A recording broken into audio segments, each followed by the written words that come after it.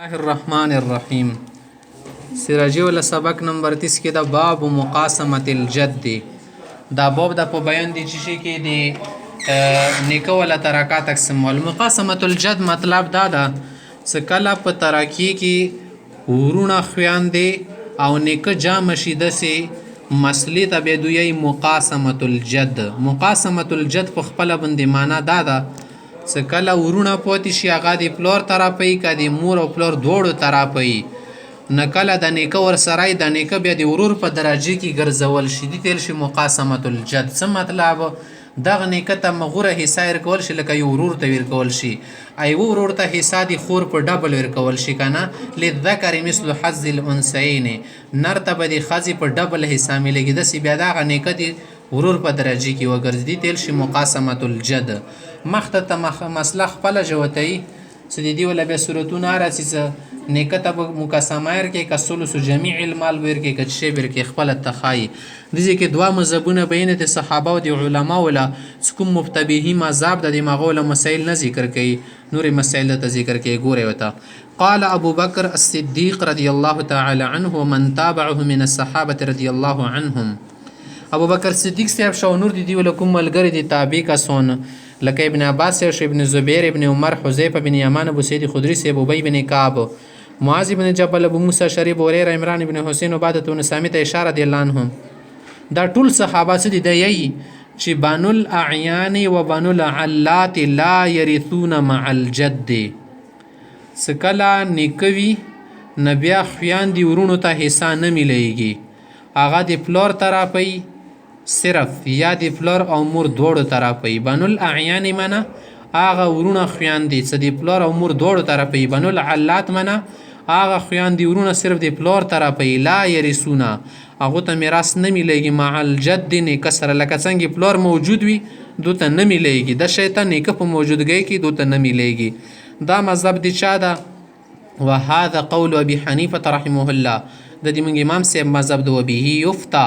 فتوا پندی ورکړی شي ده خدا د یو مسلک شول دویم نمبر وقال زید بن ثابت رضی الله تعالی عنه زید بن ثابت صاحب شونده شتاری صاحب بن مسعود صاحب غیر علما حضرات یی سیرثون مع الجد پلور سره خودو ته حصہ نه ملېږي خو کني کوم موجود بیا خویان ورونو ته حصہ ملويږي وهو قولهما رحمهم الله وقول مالك والشافعي رحمهم الله دا مذهب د چو شو دا مذهب په علماو کې د مصاحبینو شولو امام ابو یوسف امام محمد مدشیتا امام مالک امام شفیع امام احمد بن حنبل رحمهم الله مختی چې وعند زید بن ثابت رضی الله عنه للجد مع بني الاعيان وبني العلات افضل الامرين من المقاسمه ومن ثلث جميع المال د دې کې کومه مسله ذکر د زید سے په مذهب مطابق ذکر دي چې نیکتا د خویندو ورونو په موجودګۍ کې دوه حصو کې بهتره حصہ ملېږي کله سمو سره ذوی الفرض موجود نه دي چې نه مسلې باندې ځان پوي کوي داغه مسله په دوه صورتونو کې دا یو دي یو دا شیته ده چې خویندې ورونه موجود دي نیکه موجود ده بس دویم نمبر صورت ده د خویندې ورونه موجود دي نیکه موجود ده یو بل سړی موجود وي څنګه ذل فرض وي حصہ ته ملېږي حدیث کې مصنف رحمت الله علیه د تاوال صورت خای کوم صورت سره خویندې ورونه موجود وي او نیکه موجود ذل فرض ورکی نه یو قسم ته هم سړی د سهم ول نه زو سهم نه موجود للجد نیکه ته ملويږي مع بني الاعیان خویندې ورونه سره بني العلات د نور خویندې ورونه سره افضل الامرین په دوه شیانو کې ښه بهتر شای هغه شدي من المقاسمه یو مقاسمه ده سنیکه دی ورور په درجه کې ورته د مقاسمه ال شي نمبر 2 ومن ثلث جميع المال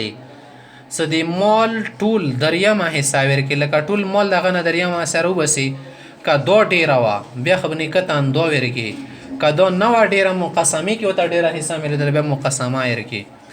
مقاسمه چې شتل شي او تفسیر المقاسمه د مقاسمه وضاحت دادا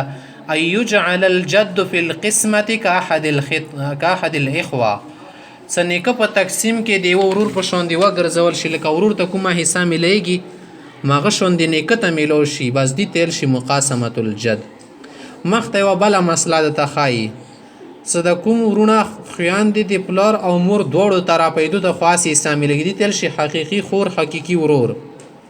خو د کوم ورونه خویندې صرف د پلار طرفې دا حقیقي نه دي دو به میراث کې وال داخل شي دي دپاره څه نیکه ته لا غونې دي نه ضرر ورسېږي نیکه حصه کامه کي کله د نیکه حصه کامه کې دو به منځ نه وځي دو ته څه نه میلیږي پلار طرف ته کوم شیون دي دو له حصه دوباره هغو چا ته ارسي چې د پلار امور دواړو نه دي مغو ورونو ته ارسي د هېڅ وبنو العلات هغه خویندې ورونه څه د پلار طرفه دي يدخلون فی القسمت دا تقسیم کې دخیلیږي مع بني الاعیان هغه خویندې ورونو سره څه د پلار مور دواړو طرفه دي اضرارا للجد د نیکه حصې کمولې دپاره فاذا اخذ الجد نصیبه کله نیکه خپله حصه واخلي فبنو العلات یخرجون من البین خائبین بغیر شین بیا هغه خویندې ورونه څه د پلار طرفه دي صرف هغه د منځ نه وځي خائبینه ناکام بغیر شین بغیر د څه شي نه دو ته څه حصه نه میلیږي خو صرف د نکاح حصه کموي څنګه نکاح حصه کامه کي دو ولا حصه دوباره ورونو ته بیا ارسي والباقي کومه بقایا حصه پاتې شي لبن الاعیان د هغو خویندو ورونو ته ورکول شي چې د مور پلار دواړو طرفه وي ښه یوه خبره شته ده الا اذا كانت من بني الاعیان اخت واحده خو که بیا د پلار مور طرف نه صرف یکی و خور موجوده ده هغه صورت کې بیا به څه کوي دوی فانها اذا اخذت فرضها کله څه دا خور خپله حصه واخلي نصف الکل دي ټول مال له نیمه حصه بعد نصیب الجد د نیکه حصې نه بعد کله نیکه خپله حصه واخلي هغه نه بعد د مال له نیمه حصه خور خستی اوس به کسو فان بقي شیء که چې شفوتي وي فلبني العلات هغو خویندو ورونو ته میلیږي څه د پلار طرفه دي که چې شه نه وپوتي والا فلا شیء لهم بیا دو ته چې نشي ورکول لکه مو سره یوه مسله ده که جد لکه یو نیکه پاتې ده و اخت لاب یوه خور ده د پلار طرفه پاتې ده لاب و ام د مور پلار دواړو طرفه بل شه ده و اختین لبن دوی خویندې صرف د پلار طرفه وي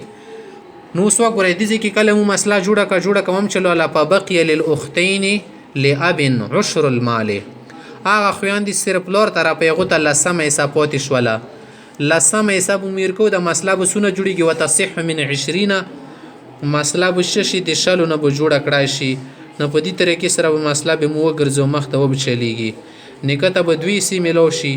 او د کومه خور ده که نه د پلار مور دواړو طرف نه هغه ته به نیمه ورکړی شي د ټول مال وله که نه سچ شه د دوه نیمه حصه ده کسر به راشي مسلې کې بیا به مخرج ته ضرب ورکو نو هغه نه به لاس رور شي بیا به شه کې نیکه ته به څلور شي اعیانیه ته به 5 حصې ورشي یوه حصه به پاتې شي دا په خویندو باندې تقسیمیږي نه که نه نه بیا به ضرب ورکو رؤوسو ته مسالې کې شلو نه به مسله جوړه شي کله شلو نه جوړه کې بیا به څه شي نیکه ته 8 حصې ورشي اعیانیه ته به لاس ورشي لاس د شلو نیمه ده که نه اته دغه تیر کې 2 حصې پاتې شي د 2 څه ده دا به التیه ته ورکي یوه یوې ته یوه بلې ته خامختی ولو كانت في هذه المسألة اخت لاب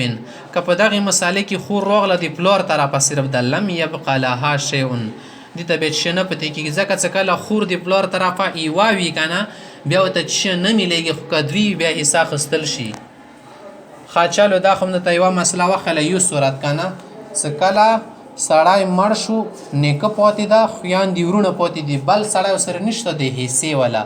مخ ته یې وان اختلط بهم ذو سهم که بیا دغې نیکه سره خویندو ورونو سره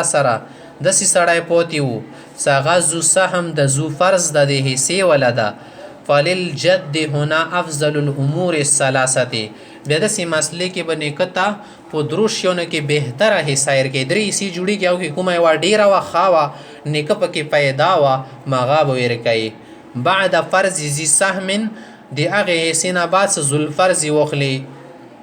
کسی اما المقاسمه یا خو به ته مقسمې وله حصه ورکوي مقسمې څه معنی ده چې د نیکه د یوه ورور په شان دې وګرځئ لکه موږ سره یوه مسله ده که زوج لکه یو خوند ده و جد نیکه پاتې ده و اخین بل شه د ورور پاتې ده نه دې ځای کې تاسو وکسئ زوج شته زوج خو حصې وله سړی ده د به خپله حصه اخلي نو مسله به دوونه جوړه کړي ځکه نیم ورکې موجود ده نو یوه به ورکې خوند ته بله به نیکه ته پاتې شي ورور باندې مناسبه راغله نیمه شوله حصه صحیح تقسیمیږي نه اصل مسلې کې زره بیر کو 2 ته 4 نه جوړه شي مسله کله 4 نه جوړه شي 4 کې نیم څه ده 2 دي کنه د خوند تیر کو نیکه تی ورور ته به ایوای وای حصہ ملو شو سو ګوره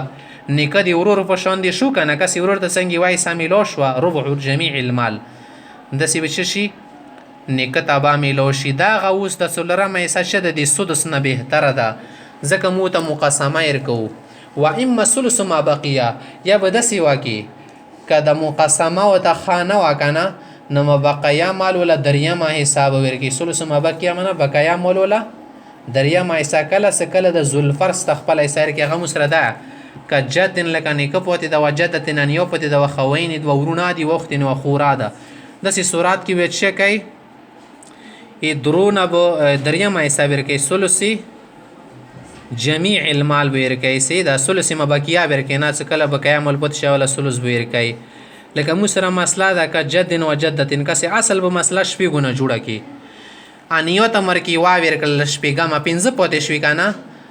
ثلث خو نشي ورکول. بیا به مو ضرب ورکړو مسله به د اتلس نه جوړه شي. درو ته ضرب ورکړي که نه شپېږو ته 3 چې کې 18 بیا بانیو ته دغه 18 نه 3 سی میلو شي 15 برکې پاتې شي څه کله د اتلسو نه 3 لارې کې 15 پاتې شو که نه. بیا به ثلث ورکړي نیکه ته ثلث د 15 شي د 15 د 1 5 5 2 5 10 3 5 15 بقایا لاس پاتې شوي لاس کې عشر پاتې شو دي کې شوا کې لاس پاتې شي آر ورور ته به څلور حصې ورکړي. څلور لوري کې اته لوړې که نه خور ته به 2 حصې پاتې شي ما کې 2 به بیا خور ته ورکړي. نو اوس د ثلث مبقیه کسې بهتر ده که نه څه کله مو نه ښه کړله یوه حصه لرې که 15 پاتې شي 15 کې 5 حصې ښې وي دا به نیکه ته ورکې ورکړلې. ښه مخکې و اما سدس جمیع المال یا د ټول مالو له شپېږمه حصه ورکوي. لکه یوه مسله که جد و جدت و بنت و خوین نیکه پاتې ده نیو پاتې ده یوه لور پاتې ده بل 2 خویان دي نه 2 ورونه پاتې. په داسې صورت کې به د ټول مالو له شپېږمې ورکوي ځکه شپېږمه بهتره جوړېږي. خبیعي کوي اذا کان ثلث الباقي خیرا للجد که بیا داسې چالو شو چې بقایه کې د ثلث حصه نیکه ته ښه وه وليس للباقي ثلث صحیح بقایه دپاره صحیح ثلث نه پاتې کېدلو نو فضرب مخرج الثلاث فی اصل المسألة نه د ثلاث یا د ثلث له کوم مخرج جوړېږي فضرب ضرب ورکړه مخرج الثلث د ثلث له مخرج ته چې 3 ده مثلا فی اصل المسألة اصل مسالې کې ضرب ورکړه تو ته به د دې وله خپله حصه راوځي بیا